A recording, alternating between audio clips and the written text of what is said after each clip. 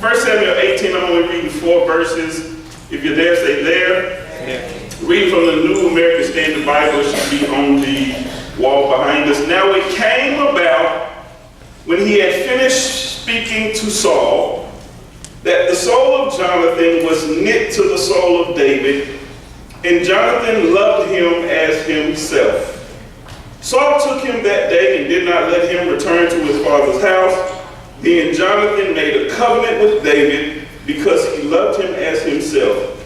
Jonathan stripped himself of the robe that was on him and gave it to David with his armor, including his sword and his bow and his belt. All right. You can go back and read this whole story later, but that's all I wanted to make sure that we kick it off with. Last week we started a new series titled Friends. Guess what? Look at your neighbor and say, you need a friend. You really need a friend. That's why you're not smiling right now, because you don't have any friends. But we divulged last week that in the 80s, there was a series, there was a study that was done, and the study came back and showed that 10% of Americans said they had nobody that they could divulge important information to, the most intimate details of their life. They did not have a confidant. 10% of America. Then in 2000, the same survey says that 25% of America in that survey, in that poll, said that they did not have one person that they could completely confide in. They did not have one person that they could divulge or give the most intimate details of their life, the secret. 25% of America. Can you see that in less than 20 years, how that changed? It went from 10% to 25%. Now, when you look at other statistics when it comes to stress, guess what? Stress is at an all-time high, right? Depression is at an all-time high. At any other time in America, we have never been this stressed. We have never been this depressed. At no other time in America have we ever been this lonely. So is it really a coincidence that stress, depression, and loneliness is at an all-time high, while friendships is at an all-time low? I don't believe that it's a coincidence, but I believe that they're directly related to each other. I want to give you a recap of last week. One of the first things we said last week was God never intended for human beings to do life alone. Guess what? Whenever we do anything that God did not ordain or design us to do, there's consequences. That's where stress comes from. That's where depression comes from. That's where loneliness comes from. That's where isolation comes from. That was never God's plan. It was always his plan that we did life in a community. But Pastor, you don't understand me. I'm a loner. That's just who I am. Well, guess what? That's nothing more than a sin nature. That's not who God desired you to be. Do you know you can be somebody that God didn't desire you to be? Did you know that you can have feelings and emotions and thoughts that God never intended for you to have? So if we're the type of person that rejects and doesn't allow people to get close, guess what? That's not the way God designed us in the beginning of time. Last week we talked about the genesis of friendship. And when we went back to Genesis and we saw how God created man, and then he gave him a friend, he gave him Eve, it let us know that God never intended for us to do life alone. Yeah. I believe that every child of God, and of course every person is supposed to be a child of God, that God has for us what I have called divine friendships. I believe that every last one of us, if you're a believer, there's somebody that God has created for you to do life with. It won't be that you're connected by accident. It won't be that you're connected by any other reason than it's divine, it's godly, it's spiritual, it's part of his plan for your life. Pastor, what's the definition of divine friendship? Here's the definition. If you weren't here, you didn't write it down. Here it is. Like I said last week, it's a little thick, right? But it's gonna make sense more each week, okay? Each week. Divine friendship, the relational bonding of two or more people that exemplify and embody the characteristics and motivations of God while rooted in a mutual love for Christ, not common interest, relational status, or age. First of all, the way we define friendship, the way we look for friendship is mutual interest. It's always created to relationship status. If I'm a couple, then I need to be connected to a whole bunch of couples. And there's nothing wrong with those things, and it's good to have those type of people in our life, but it doesn't mean that it's a divine friendship. Because they're single, and I'm single, and we really like to mingle, that does not mean that it's a divine friendship, okay? Because you like Gucci shoes, and she like Gucci shoes, this definitely has to be a divine connection. We go to the same church, and we both like the red and blue stripe. There's no way in the world that this cannot be a divine connection. But that's not what divine friendship is. It's not based on what we see on the outside. It's not based on the fact that you like football and I like football. It's not based on the fact that you like shopping and she likes shopping. It's based on a root of love for God, that God put us together. Okay? Put that definition back up again. Do you have that definition? Okay, I want y'all, we're going to all read that together on the count of 3, okay? We're going to start with the relational, okay? Are y'all obedient? Okay, can y'all do this on one accord, on unison, okay? 1, 2, 3, go. Love, relational bond, two or more people, that exemplify and embody the characteristics of the ways of God, while rooted in the mutual love of Christ, not common interest, relational status, or age. Okay, let's go. So I believe that this series is only going to be like 3 or 4 weeks, so don't miss the next 2 weeks or it's just going to be gone, okay? It's going to be gone. But I believe that this series is to challenge some of you to let the wall down and allow God to send a divine friend in your life. Because some of us, you're asking the question, now, okay, well, where's this divine friend? Because I would love to have him. As I stated last week, most of us, those of us who are in our right mind, we want a friend. We want somebody who can love us for who we are and not judge us. And we want somebody who we can share our intimate details with. You know what? It's a weight on us when we don't have anybody to share ourselves with. It's a weight when you're holding on to these different things and you don't have anybody to release it on. You're carrying a weight around that God never intended for you to have. And you can't tell me you don't want to be free from weights. Okay, so I believe that some of you, this message is for you because God is like, I've been trying to send the divine friends to you for the past 2 years, but you keep blocking them. Why am I blocking them? Because of what happened in the last friendship. Because you invested so much into your last girl, your last bride who died, and then they stabbed you in the back. They lied on you, they talked about you, they borrowed your clothes and moved away and didn't even call you to send them back. That'll cause you to lose some friends, right? They borrowed your best dress, your best after 5 dress, and then didn't even give it back. Gave it back to you with a stain on it talking about that was on there before. No, we will never be friends again. Okay? So stuff happened in the past, and now we're in a position where God wants to send us the divine friend because we need divine friends to help us get to our purpose. You thought that you could reach purpose by yourself, but that was never God's plan. That's why he said man should not be alone. The minute he finished creating and working with Adam, he said, you can't be alone. I got a friend for you. It was never meant for you to even attempt to reach your purpose by yourself. So God is saying, I need you to let the wall down, let it come down. I got you. You just made some bad decisions in the past, but now it's divine. See, in the past, it was based on mutual interest, age, and relationship status. But he said, now, just sit back and watch. I got you.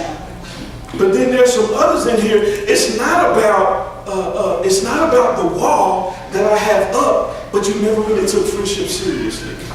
And God is saying, now, I want to challenge you to not just seek and wait for the divine friend, but I want to challenge you to be the divine friend. Because some of you have what it takes. You can encourage people. You can challenge people. You can pray for people. You can love on people, but you never took friendship seriously.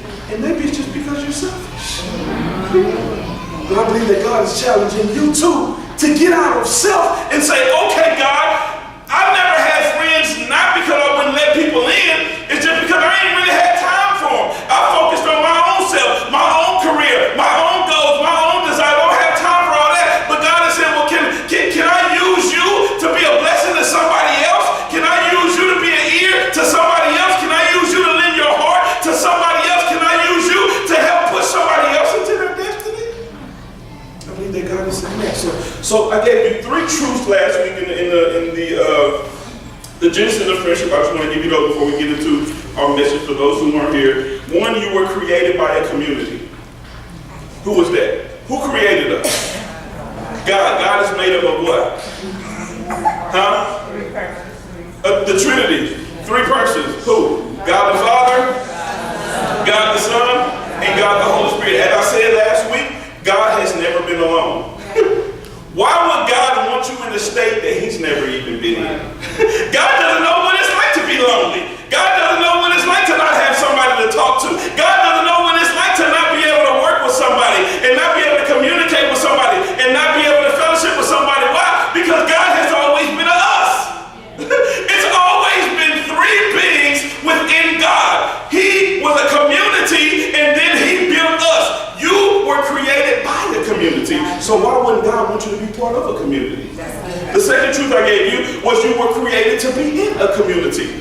When God finished his work with Adam, like I just said, what did he do? He said, it's not good for man to be alone, so he gave him a friend. He began a community. You were created to be in a community. You were not created to be alone. Okay? So debunk that. Throw that away. I don't care if that's your natural personality or your natural characteristic to isolate yourself and have friendships online, on the internet. The internet has lied to you. The internet, social media was supposed to be a supplement for friendship, but it has now become a replacement for friendships. And what has it done for you? Nothing. Nothing. The third truth that we gave you last week was you were created to protect the community. The reason why we find ourselves in this state today, that friendship is declining, it started with sin. There was a bond, as I just heard last week. Go back and read that message. Go back and listen to that message. I'm telling you, it's going to bless you. When God gave Eve to Adam, he said, "Whoo, this is bone of my bone. This is flesh of my flesh." At that moment, it was all about us. And then when sin came into play, God came down and Adam and Eve hid. God said, "Where are you?" And he says, "I hid myself." He said, "I was afraid. I heard you." It was all about I. Sin caused us to go from we to I. That's the genesis of friendship. Now, this morning, I want to look at the marks of friendship. Somebody shout the marks of friendship. The marks of friendship. So what does this divine friendship look like?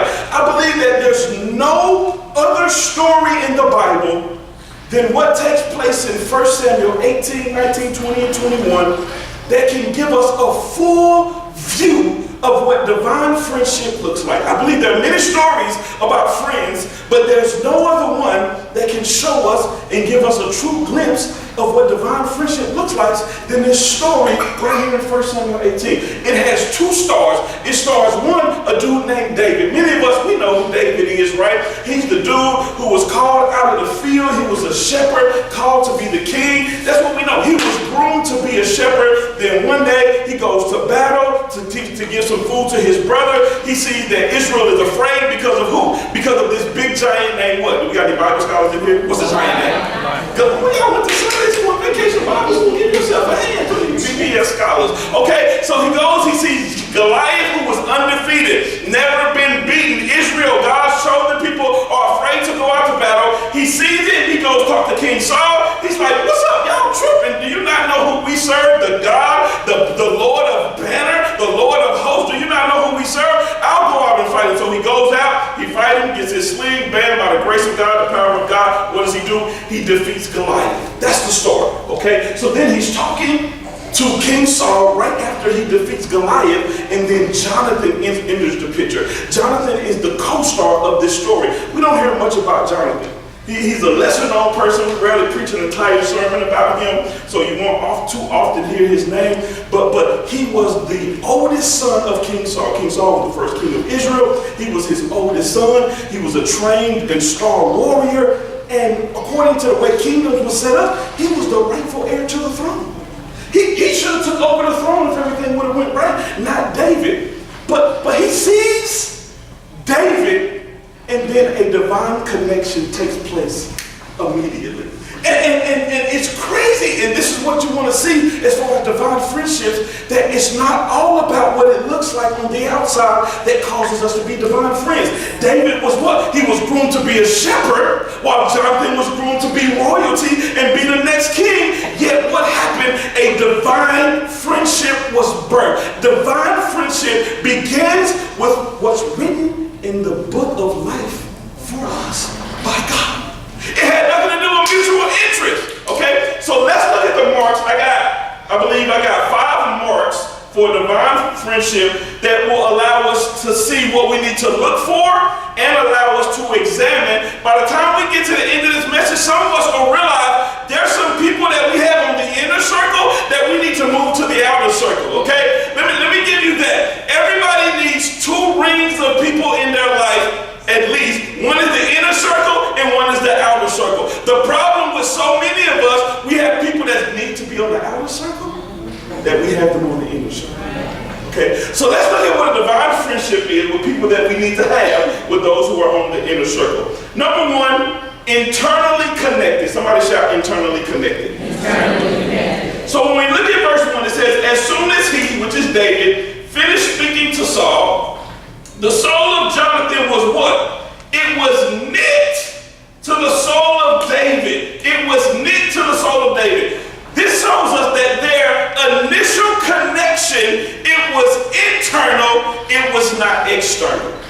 It said that their what was knit? It said that their soul was knit. What does this mean? This is important, but we first got to see what soul means for us to really realize how important it is, brother. Soul is made up of 3 entities, just like the Trinity. Your mind, somebody say your mind, your will, and your emotions. So what he said was, in the scripture, what it's really saying is that Jonathan's mind, his will, and his emotions was knit to David's mind, will, and emotion. If we just sat there and preached that for the rest of the sermon, most of us would have to delete our entire inner circle. And truth be told, most of us as Christians, if you have the mind of Christ and you have the will of Christ and your emotions is based on passionate about Christ, then guess what? Many of our friends, our inner circle, we can realize that they're not even divine.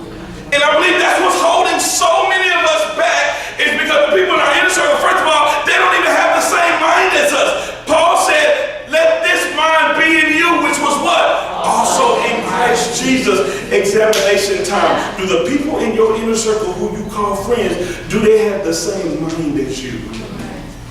If they did, would they be at church right now? Are they at church? It don't matter if they're here, but are your closest friends at church right now? If not, then guess what? Y'all don't even have knitted souls. They mad that they ain't coming back next week.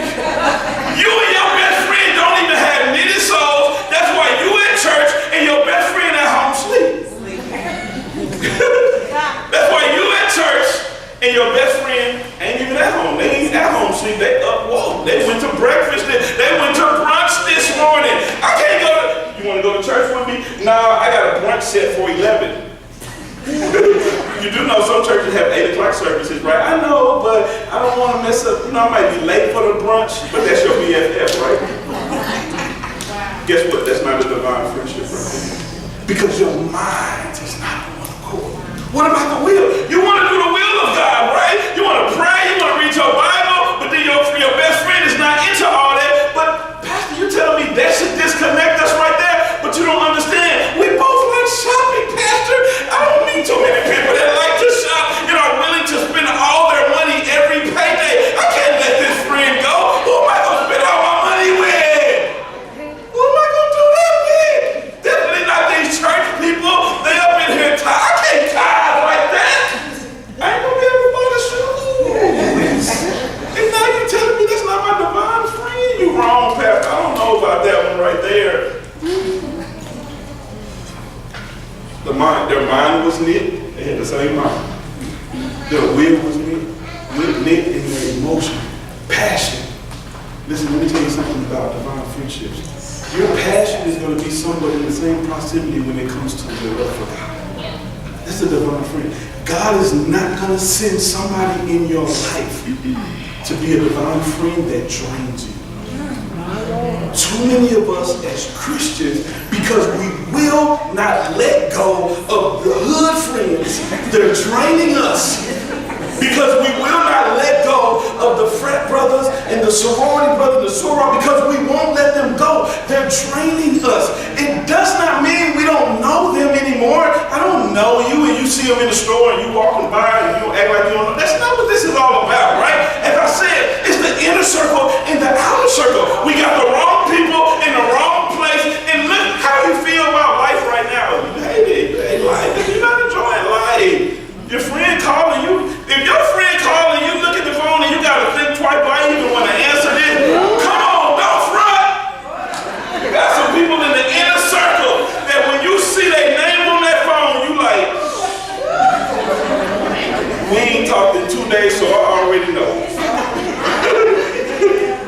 We usually text, so if you calling, I need 30 minutes and I'm going to be drained.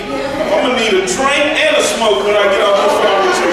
And I don't feel like drinking today, so I'm going to put you on silent and hit that thing that says, I'll call you back shortly, even though you're lying, I ain't going to call you. How many times you ever hit that button? No, you ain't calling them back. But those are supposed to be the people on the inner circle. Divine friends don't drain you. They energize you. Why? Because we got the same mind. We got the same type of our will for God, our will for being who God wants us to be, and not just what I want us to be, in our same emotion, our same passion for God and pursuing Him. It's the same. That doesn't drain us, that energizes us. So right there, some of you just move 5 people from the inner circle to the outer circle right there. Listen, when something is knit together, it becomes stronger. I had to look up knit to see who that is. How many of y'all knitting yet? Do we need to start a knit club yet? We ain't that old yet. 2 people looked at us. They wanted to raise their hand, but then they was like, y'all ain't about to talk about me up in here. You know you knitting with your 30-year-old grandma self. It's okay. If that's what you want, we'll start a ministry book. I'm like to know, let you go in one of them rooms, and you and y'all can get y'all knit on, okay? But that knitted garment, that knitted hat or the knitted shirt, it was so much weaker when it was just one string, right? But then when they started tying it together, it got bigger. It got stronger. Listen, dear loner, you're weaker than you have to be. Yeah, you weak. You don't know me, Pastor. I'm strong. I'm gonna do hell last month and I held my head up. Well, guess what? It could have been higher. If you was knit with somebody who had the same mind with them. Let me give you this scripture from our scripture reader. Ecclesiastes 4, 9 through 12. Write it down, take it back, because if you struggle with being a loner, you need this verse. This verse is going to minister to you and change your heart and your mind for that person who's a loner. Verse 9 through 12. 2 are better than 1. We can just stop right there. If you by yourself, you ain't your best you.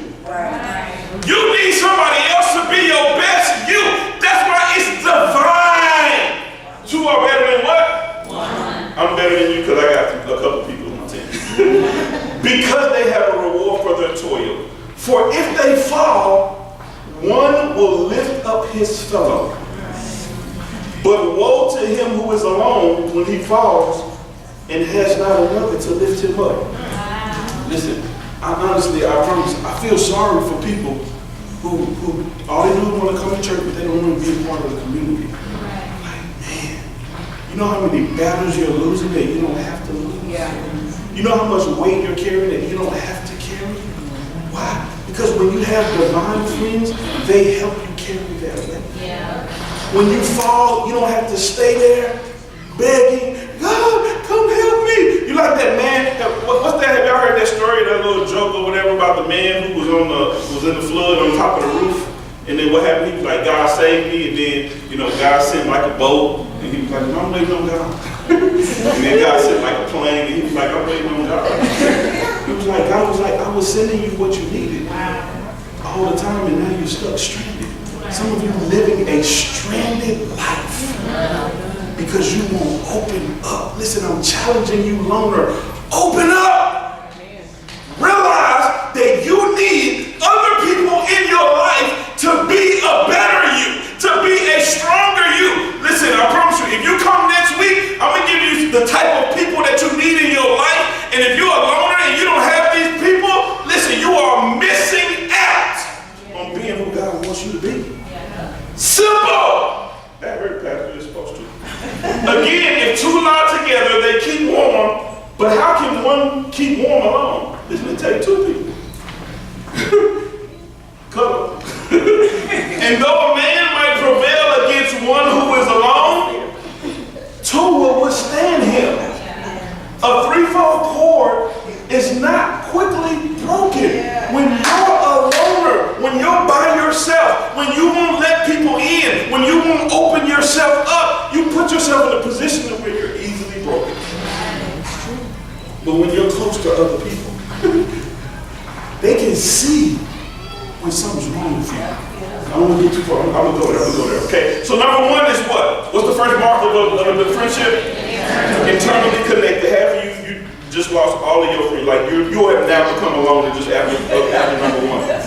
Number two, pure love. Somebody shout pure love. Pure love. Am I saying anything? I need to wrap it up. And Jonathan loved him as his own soul. Oh, so you said, I'm searching for real love. Okay. Was that a worship song or something? Jesus, we all searching for real love, the love of Jesus, okay? Pure love. The divine friendship is rooted in pure love. Let me give you this.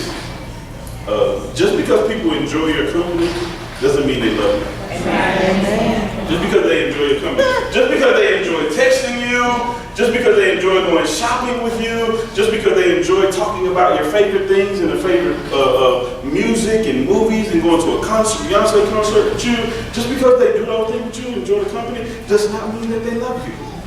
But you want to know how, if somebody really loves you, when you need what they love, that'll show you how much they really love you. Marinate. I got to marinate on that for a little bit. When you need something that they love, how they respond to your need will show you how much they really love you. What's the number one thing most of us love? Money. If you really want to test your friends, your so-called inner circle friends, need money and see what happens.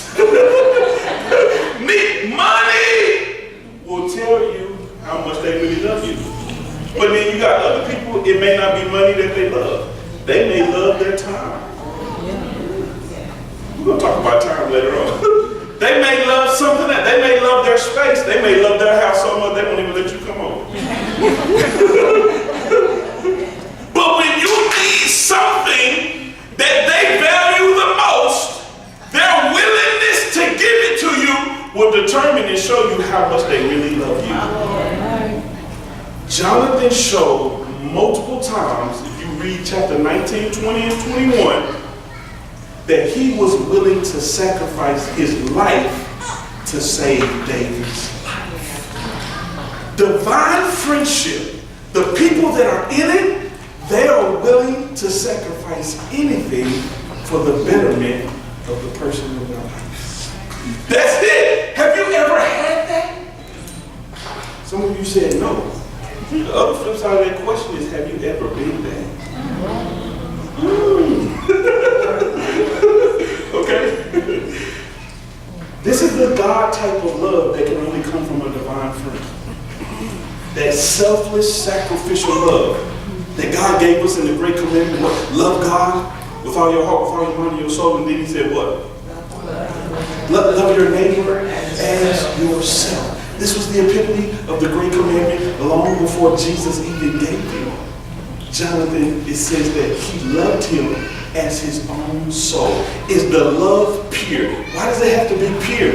Is the motivations right for the greatest expression of love is giving? Is their motivations pure on why they're giving you what they're giving you? Okay, so number two, what? The mark of it is what? I don't have to stay on that one. Let's go to this next one. Committed. Number three, somebody shout committed. Committed. So it says in verse 2, and Saul took him that day and would not let him return to his father's house. Verse 3, then Jonathan made a what? Jonathan made a covenant with David because he loved him as his own soul. Covenant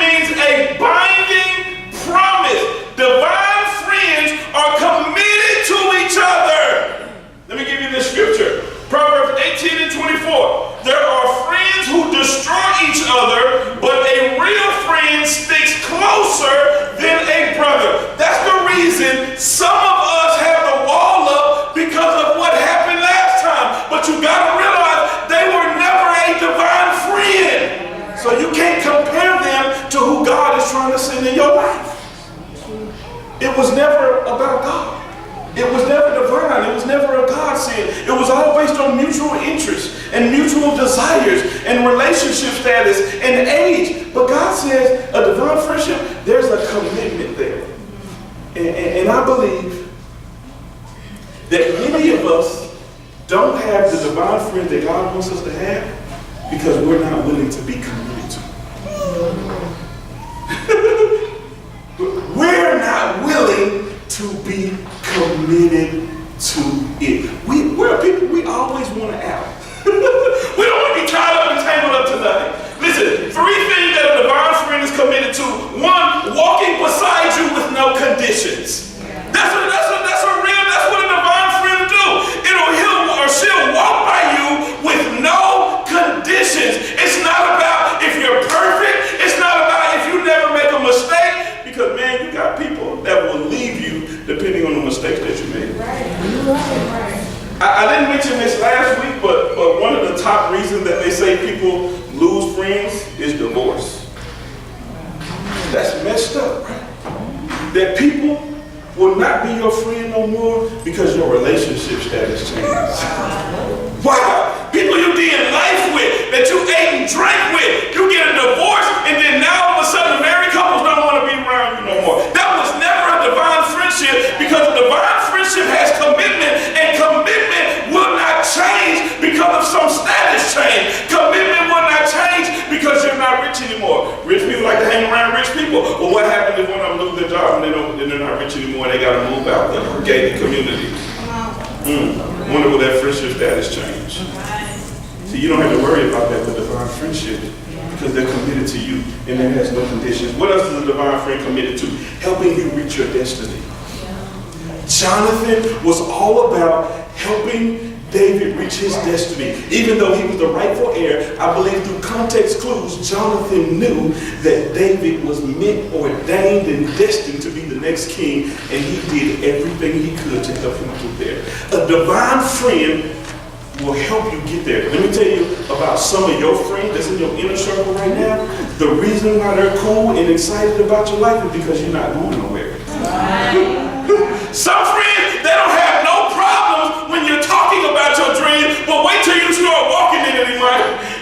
Wait till you start walking in what you were talking about. You've been dreaming about the business. You done showed them the business plan, but they cool with you.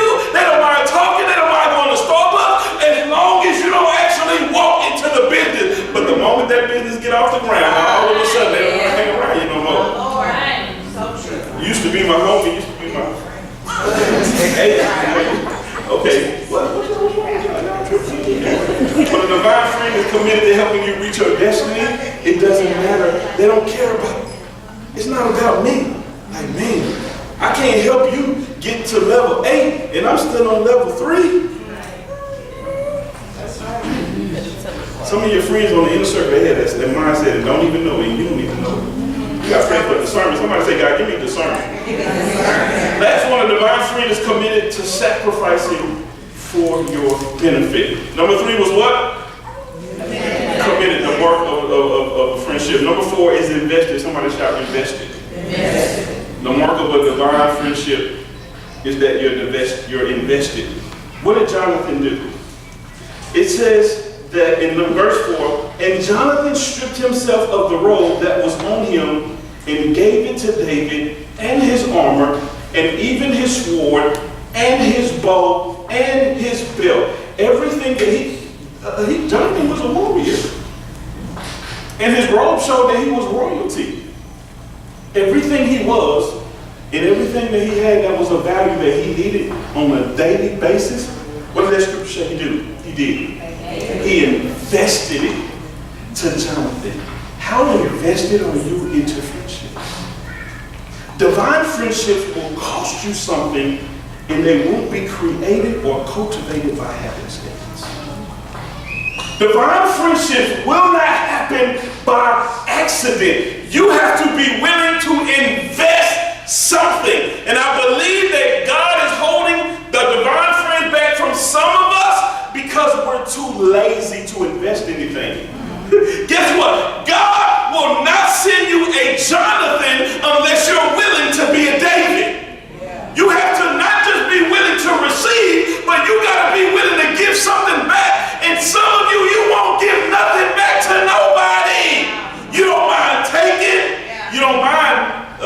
somebody else be an ear for you, but you ain't trying to be an ear for nobody.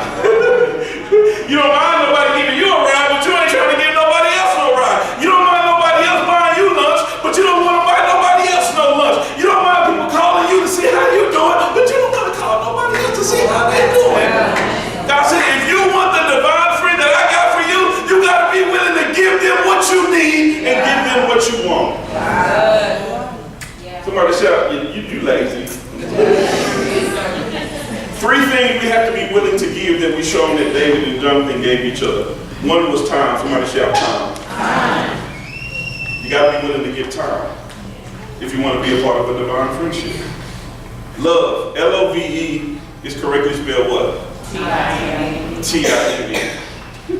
If you want to be in a divine friendship and you want God to send you the person that you need, you want God to send you that Jonathan, you want God to send you that David, you're going to have to be willing to give up time.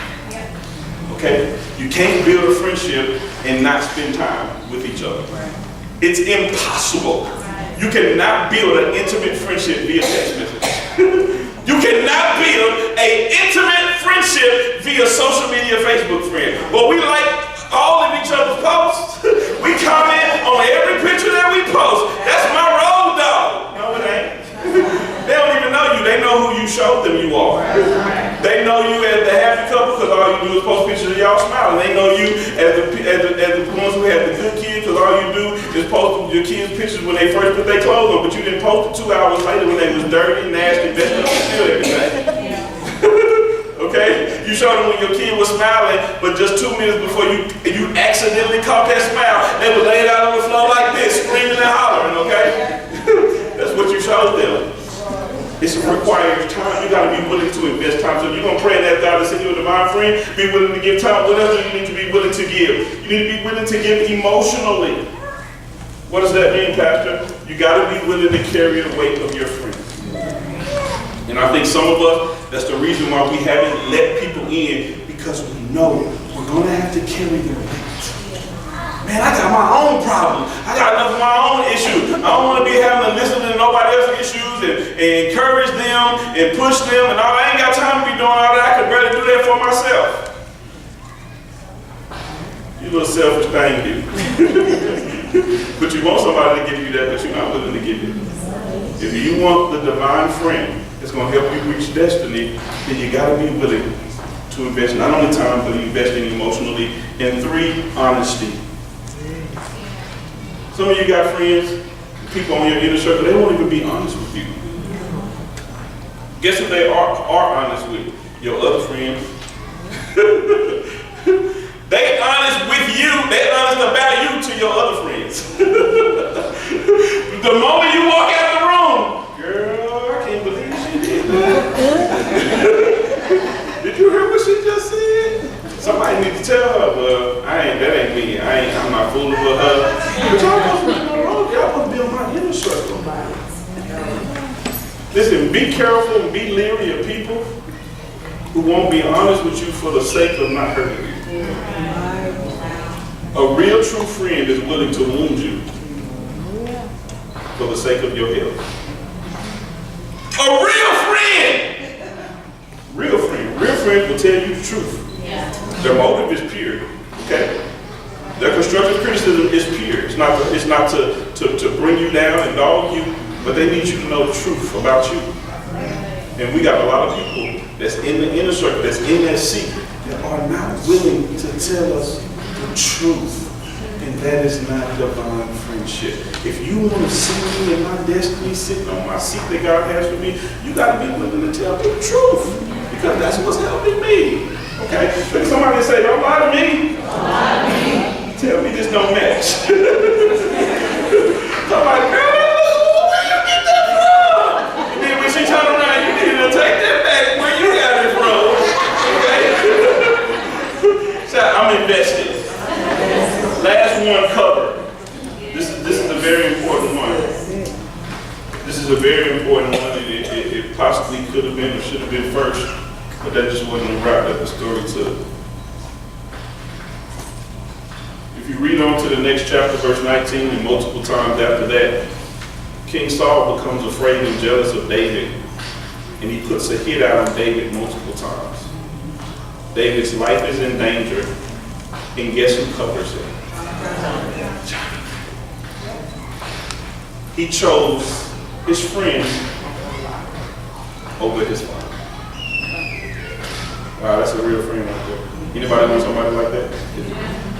That you're willing to sacrifice yourself, your relationship with others for what's right. It wasn't like, he chose friend over family just for the sake, but it was right. Yeah. It was what was right. It was godly. That's the type of friend that I want. Yeah. A friend that can cover me when the enemy is trying to take me out. Listen, this right here, just knowing this, a whole lot of us, if nothing else wiped your whole friend circle out, this probably will. You got to ask yourself, are the people in my inner circle, can they cover me when the enemy is trying to take me out? Yeah, I'm not talking about the enemy in the mall, because I know y'all will get down. Y'all will throw hands, right? Your crew, you're like, yeah, they'll cover me when that enemy in the mall comes after me. You better be careful. Man, when that enemy comes in the club, I'm 7 deep. You better be careful. My road dogs got me. But that's not the enemy I'm talking about. I'm talking about the devil.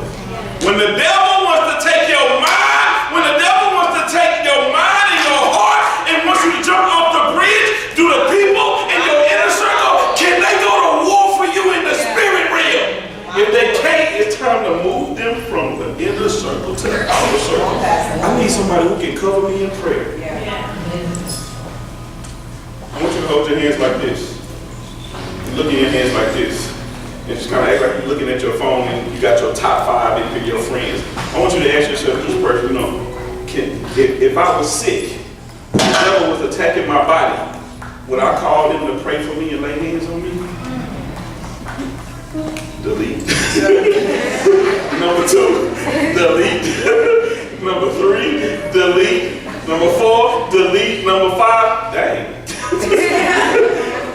Ain't nobody left. Everybody just got deleted. Why? Because they can't cover me. Jonathan covered David when he couldn't cover himself. Divine friends can do 2 things. They can see when you're being attacked. Jonathan knew about the attack before David did. I need some divine friends in my life who are so in tune with in the spirit that when I'm clouded and God can't speak to me, he can speak to can God speak to your closest friends when life has clouded your vision? Can he speak to them? If not, delete. God, my top is available. my top is open. Not only can the divine friends, can they see, but they can war on your behalf. David's destiny would have been thwarted if he didn't have Jonathan to cover him. He would have been dead. He would not have reached the throne, the place that God has for him, if it wasn't for divine friends to cover him. I wonder how many of us in this room have missed out on victories in places that God wanted us to be because we didn't have a person who could cover us when we couldn't cover ourselves. I believe that God wants every last child of God to have a divine friend in his life. Somebody who has a knitted soul with the same mind, same will, same emotion, same passion. Somebody who we can equally invest into each other. Somebody who we can cover each other. Somebody who we're committed to each other. Judgment-free love with no strings attached. I believe that there's a person for you. Maybe 1, maybe 2, maybe 3, but guess what? You don't need 20. You just need 2 or 3, like the Bible said, that 3-fold cord is not quickly broken. I believe that God had that for you. Stand to your feet. Give God